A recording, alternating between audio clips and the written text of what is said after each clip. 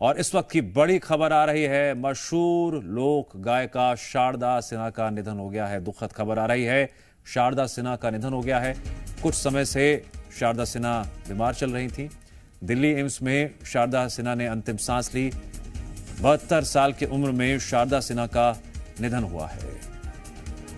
जिंदगी के कई बसंत देखे, कई रंग देखे, और जब बात आती है लोक संस्कृति की तो बतौर लोक गायिका शारदा सिन्हा ने अपनी आवाज के जरिए उस संस्कृति को जिंदा भी रखा और लगातार लोगों तक पहुंचाया भी।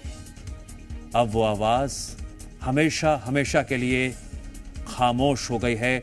मशहूर लोक गायिका शारदा सिन्हा का निधन हो गया है। इस वक्त की दुखद खबर। शारदा सिन्हा को नमन। अपनी जिंदगी में उन्होंने बहुत कुछ पाया, समाज को दिया और अपने गायन शैली से उस संस्कृति को जिंदा रखा जो कहीं ना कहीं लोगों के बीच कुछ हद तक पहुंच रही थी, लेकिन उतनी लोकप्रिय नहीं थी। लेकिन शारदा सिन्हा ने लोकप्रियता का मुकाम छूते हुए लोगों के बीच, लोगों के दिलों में एक विशेष स्थान बनाया था। वो शारदा सिन्हा अब नहीं रही। दिल्ली एम्स में शारदा सिन्हा ने अंतिम सांस ली। 72 साल की उम्र में शारदा सिन्हा का निधन हो गया।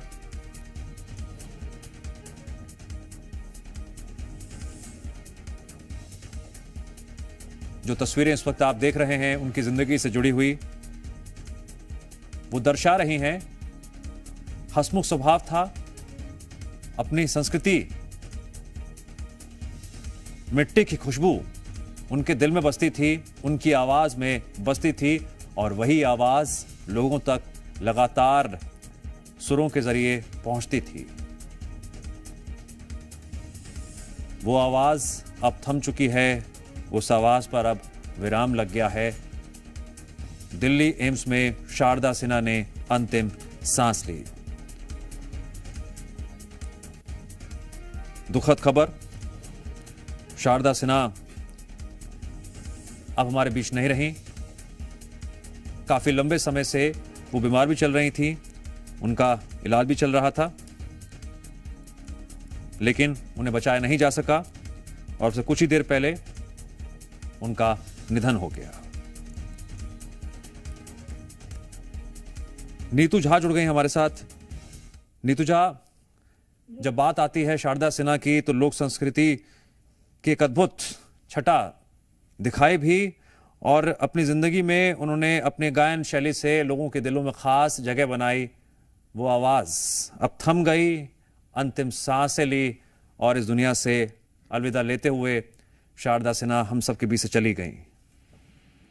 बिल्कुल, देखिए, चाहे बात भोजपुरी गानों की हो या मैथिली, शारदा सिन्हा की दोनों पर ही जो पकड़ थी वो बहुत सराहनीय थी, पद्मश्री थी वो, और लोगों के दिल में उनके लिए प्यार बहुत था। जैसे ही उनके बीमार होने की खबरें सोशल मीडिया पर आने लगी तो मानिए हर उनका जो फैन था वो यही दुआ कर रहा था कि वो ठीक हो जाए, और अस्पताल से भी उन्होंने अपने चाहने वालों के लिए छठ का ही एक गाना रिलीज भी किया था। और उनका बेटा लगातार सोशल मीडिया पर ये पोस्ट भी कर रहा था कि आप लोग अपनी छठ पूजा में मेरी माँ के लिए भी दुआ करें।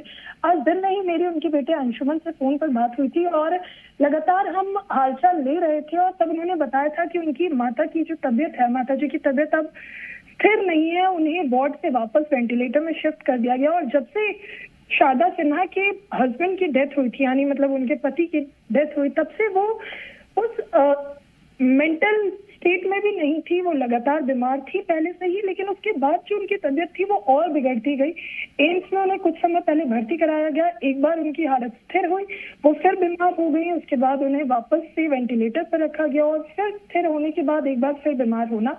मल्टीपल ऑर्गन फेलियर भी इसके पीछे की एक वजह है, क्योंकि उनके किडनी, उनके फेफड़ों ने भी अब काम करना बंद कर दिया गया था और लगातार उनके फेफड़ों में, यानी उनके लंग्स में ब्लड क्लॉटिंग हो रही थी, जिस वजह से उन्हें सांस लेने में भी दिक्कत हो रही थी। उनके परिवार वालों ने बताया है कि उनके प्लेटलेट्स बन नहीं रहे थे, यानी ये वो तमाम चीजें हैं जो उन्हें और बीमार कर रही थी। लंबे समय से वो बीमार तो थी, लेकिन हालत में सुधार था। लेकिन आज 9:20 पर अब एम्स की तरफ से पुष्टि भी हो गई है कि उन्होंने अपनी आखिरी सांसें ली है और फिलहाल उनसे उनके परिवार से संपर्क साधने की तमाम कोशिशें हो रही है, लेकिन उनके परिवार के लोगों का जो फोन है वो बंद है। ये बहुत दुख की घड़ी है, क्योंकि बात अगर हम शारदा सिन्हा की करते हैं, और देखिए छठ का त्योहार आज से लोक आस्था का महापर्व छठ, इसकी शुरुआत होती है, नहाए खाए है आज। और हम सब जानते हैं कि शारदा सिन्हा के बिना छठ अधूरा सा लगता है। शारदा सिन्हा ने छठ के इतने गाने गाए हैं, चाहे मगही में गाए हो, अंगिका में गाए, बज्जिका, बिहार की ये तमाम भाषाएं और बोलियां हैं, और हर भाषा बोलती है वो गाना गाए, ना सिर्फ बिहार की, बॉलीवुड की।